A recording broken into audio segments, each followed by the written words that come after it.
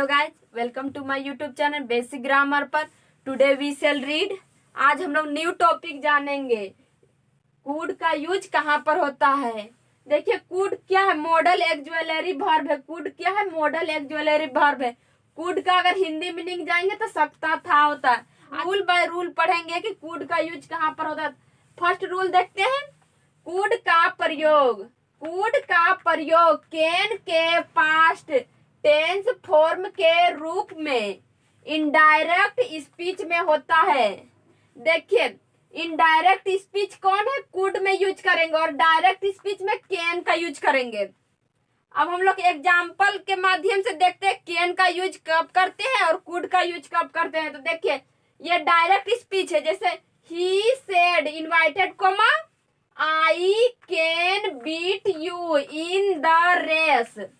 तो ही से सेड तक इनवाइटेड कोमा तक रिपोर्टिंग स्पीच है और आई से लेके रेस तक रिपोर्टेड स्पीच है। दो भाग में बांटा गया है। डायरेक्ट दो भागों में बांटा गया है। ये रिपोर्टिंग स्पीच है और रिपोर्टेड स्पीच है।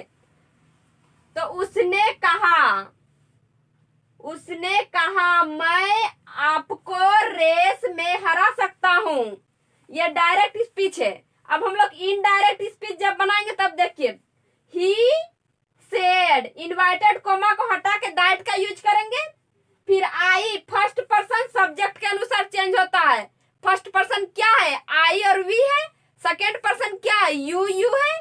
सेकेंड पर्सन ऑब्जेक्ट के अनुसार चेंज होगा। जैसे आई का क्या होता है? मी ऑब्जेक्ट होता है। इसी तरह थर्ड पर्सन में नो चेंज, उसमें चेंज नहीं करेंगे। फर्स्ट और सेकेंड में करेंगे। फर्स्ट पर्सन सब्जेक्ट के अनुसार, सेकेंड पर्सन ऑब्जेक्ट के अनुसार। तो देखिए, फर्स्ट पर्सन सब्जेक्ट के अनुसार, तो सब्जेक्ट क्या है? ही। इसलिए हम लोग यहाँ पर ही का यूज कर दिए। कैन डायरेक्ट स्पीच में, इनडायरेक्ट स्पीच में कूड यूज होगा। फिर बीट लगाएंगे। फिर देखिए, यू सेकेंड पर्सन आया, सेकेंड पर्सन ऑब्जेक्ट के अनुसार। तो यहाँ ऑब्जेक्ट छिपा हुआ है, यहाँ पर ऑब्जेक्ट छिपा हुआ है। हिम, तो यहाँ ऑब्जेक्ट छिपा हुआ है। ही, यहाँ पर ऑब्जेक्ट मी लगा दिए। यहाँ पर मी ऑब्जेक्ट क्या होता है? आई का ऑब्जेक्ट क्या होता है? मी होता है। इसलिए यहाँ पर हम मी लगा दिए। इन द रेस, उसने कहा है कि वह मुझे रेस में हरा सकता है। देखिए, इनडायरेक्ट स्पीच इस तरह बनेगा। अब हम नेक्स्ट एग्जांपल देखते हैं। I said invited comma I can solve this sum. मैंने कहा मैं इस राशि को हल कर सकता हूं। यह क्या है? डायरेक्ट स्पीच है। इसलिए यहाँ पर कैन का यूज किया। अब इनडायरेक्ट स्पीच अगर करेंगे तो क्या बनेगा? जैसे आई सेड इनवाइटेड कोमा को हटाएंगे, दैट का यूज करेंगे। सब्जेक्ट आई है तो किसमें चेंज होता है? फर्स्ट पर्सन सब्जेक्ट के अनुसार। तो यहाँ भी आई है, इसलिए यहाँ पर हम लोग आई लिख दिए। कैन का कूड हो जाएगा, इनडायरेक्ट स्पीच में कूड हो जाएगा। फिर सोल्व दिस अगर डायरेक्ट स्पीच में है तो दैट बन जाता है। इनडायरेक्ट स्पीच में दैट हो जाएगा सम। उसने कहा है कि मैं उस राशि को सोल्व कर सकता हूँ। इनडायरेक्ट स्पीच इस तरह बनेगा। अब हम लोग नेक्स्ट रूल देखते हैं। सेकेंड रूल, कूड का प्रयोग। कूड का प्रयोग पास्ट एबिलिटी, पावर, कैपेसिटी। देखिए, पास्ट में जो बीत चुका है उसके लिए हम लोग कूड का यूज कहाँ पर कर सकते हैं? जैसे समझ लीजिए, पावर शक्ति को दिखा रहा है। पहले का व्यक्ति बोल रहा है कि मेरा हम ऐसा काम करते थे, मेरा उसमें एबिलिटी था, क्षमता था, इस तरह था। तो यहाँ पर देखिए, एबिलिटी मीन्स क्या होता है? योग्यता होता है। पावर मीन्स शक्ति होता है और कैपेसिटी में क्षमता था। उसमें भूतकाल में निहित, जैसे योग्यता था, शक्ति था, क्षमता को एक्सप्रेस करने के लिए किया जाता है। किसका? कूड का यूज। पास्ट के एबिलिटी, पावर, कैपेसिटी को दिखाने के लिए कूड का प्रयोग करते हैं। जैसे एग्जांपल हम लोग देखते हैं। My brother could drive a car at the age of 16। मेरा भाई 16 की उम्र में कार चला सकता था। देखिए, पास्ट की बात कर रहा है कि मेरा भाई 16 की उम्र में कार चला सकता था।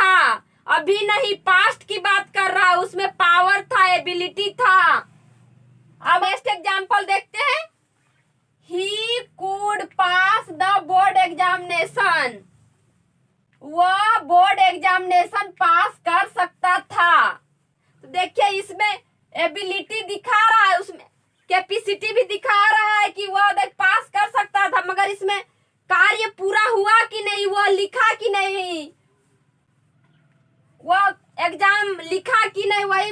मगर यहाँ पर कुड का यूज ऐसा में हम लोग करेंगे, कुड का यूज कि वह बोर्ड एग्जामिनेशन पास कर सकता था। पास्ट की बात करने हैं।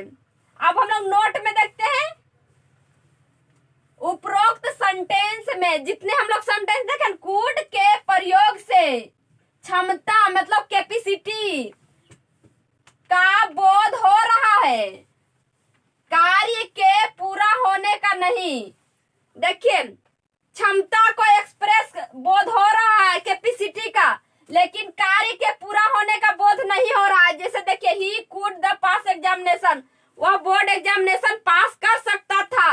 अब वो लिखा कि नहीं वो नहीं पता चल रहा है, इसलिए वो बोल रहा है कि कार्य के पूरा होने का बोध होने का नहीं। कोई कार्य या व्यापार समाप्त हुआ का बोध करने के लिए हम लोग किसका यूज करेंगे, वाज या वर। वाज का यूज कहाँ पर करते हैं, थर्ड पर्सन सिंगुलर नाउन के जैसे ही सी इट, या फर्स्ट पर्सन आई के साथ वाज का यूज करते हैं, और बाकी जितने रहते हैं वर का यूज करते हैं। एबल टू का यूज करें या मैनेज टू का या सक्सीड टू का यूज कर सकते हैं, ईटीसी होता है। अब हम लोग एग्जाम्पल लेते हैं, he could pass the board examination, वह बोर्ड एग्जामिनेशन पास कर सकता था, उसमें कैपेसिटी था, योग्यता था, उस क्षमता था, उसमें वह पास कर सकता था।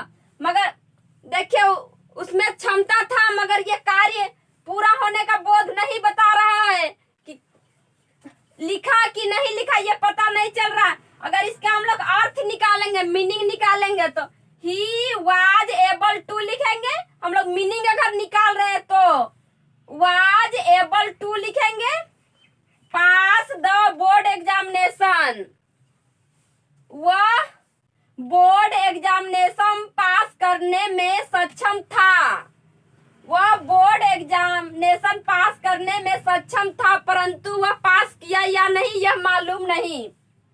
अब हम लोग नेक्स्ट रूल देखते हैं, थर्ड रूल, कुड का प्रयोग। कुड का प्रयोग पोलाइट रिक्वेस्ट मतलब विनम्र निवेदन या परमिशन देने के लिए या लेने के लिए, के भाव को एक्सप्रेस करने के लिए इंटरोगेटिव सेंटेंस, हम शॉर्ट फॉर्म में लिखे इंटरोगेटिव सेंटेंस का प्रयोग होता है। पोलाइट रिक्वेस्ट बोलिए या परमिशन के लिए हम लोग कुड का यूज करते हैं। जैसे एग्जाम्पल हम लोग लेते हैं, एग्जाम्पल देखते हैं, could I smoke her. Question mark देना अनिवार्य है, कहा है कि क्वेश्चन मार्क हम लोग प्रश्न पूछ रहे हैं, क्या मैं यहाँ धूम्रपान कर सकता हूँ। तो देखिए यहाँ परमिशन किसी से मांग रहे हैं कि क्या मैं यहाँ धूम्रपान कर सकता हूँ। तो देखिए परमिशन मांग रहे हैं कि नहीं किसी को। अब हम लोग नोट में देखते हैं, पोलाइट रिक्वेस्ट। क्या पोलाइट रिक्वेस्ट मतलब विनम्र निवेदन, या बोलिए परमिशन मतलब अनुमति के भाव को एक्सप्रेस मतलब अभिव्यक्त करने के लिए केन तथा में, क्या केन तथा में की अपेक्षा कुड के प्रयोग को ज्यादा बेहतर माना गया है। देखिए केन और में के लिए भी विनम्र निवेदन या अनुमति परमिशन के लिए कर सकते यूज, मगर कुड का यूज जो होता है सबसे बेहतर माना गया है, इसीलिए हम लोग कुड का उपयोग यूज करेंगे सेंटेंस में, कुड का प्रयोग करेंगे केन तथा में के बदले। कहा है कि कुड को ज्यादा बेहतर माना गया है। अब हम लोग रूल 4 देखेंगे, कुड का प्रयोग। कुड का प्रयोग पॉसिबिलिटी मतलब संभावना को एक्सप्रेस करने के लिए प्रेजेंट में के अनरियल सिचुएशन, प्रेजेंट में जो चल रहा है के अनरियल सिचुएशन मतलब क्या होता है, अवास्तविक परिस्थितियों को एक्सप्रेस करने वाले सेंटेंस में होते हैं। किसका यूज?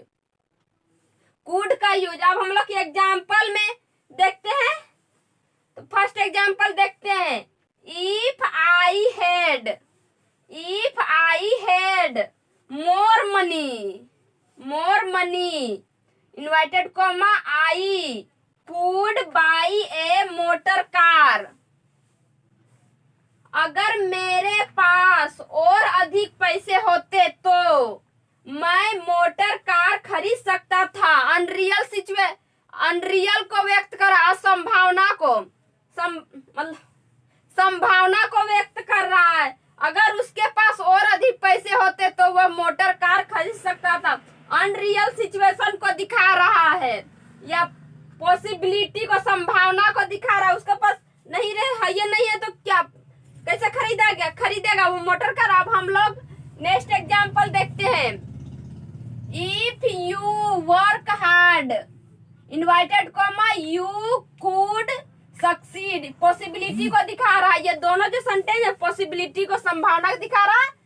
अगर आप कड़ी मेहनत करते तो आप सफल हो सकते थे।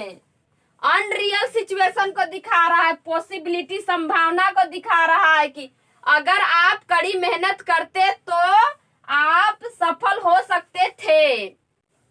तो गाइज, अगर यह मेरा वीडियो अच्छा लगा हो कुड का तो लाइक करें, कमेंट करें और बेल आइकन को दबाना ना भूलें और मेरे बेसिक ग्रामर चैनल को जल्द से जल्द सब्सक्राइब कर ले। तो थैंक यू दोस्तों।